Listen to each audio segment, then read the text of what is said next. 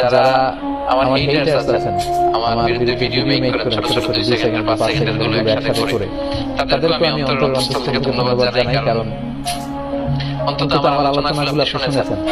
আমার শত শত ঘন্টা ভিডিও না শুনলে আপনি 10 সেকেন্ড 5 সেকেন্ড ভিডিও বানাতে পারতেন না। তার মানে আমার আওয়াজ আপনার কানে পৌঁছেছে, আপনার ঘরে পৌঁছেছে। আপনি যখন ভিডিওগুলো বানিয়ে শুনছিলেন, আপনার স্ত্রী, আপনার সন্তান, আপনার কাছের লোকেরা হয়তো শুনেছে। আলহামদুলিল্লাহ, আমার কথাগুলো পৌঁছে গেছে আপনাদের কাছে।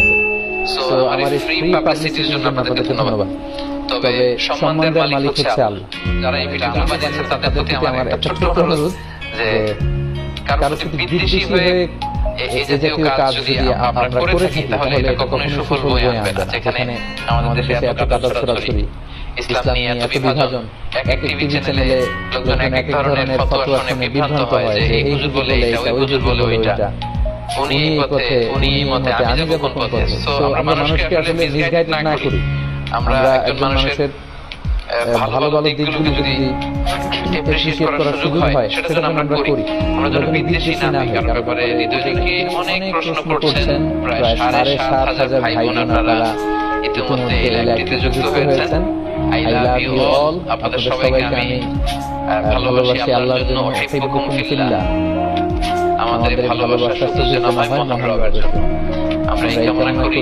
অনেক অনেক প্রশ্ন করছেন। তো প্রশ্নের যে ধারা আমি দেখতে পাচ্ছি, এগুলো সারা রাত উত্তর করলেও শেষ হবে না। 2টি প্রশ্ন আমি একটু করে নক করার চেষ্টা করব ইনশাআল্লাহ।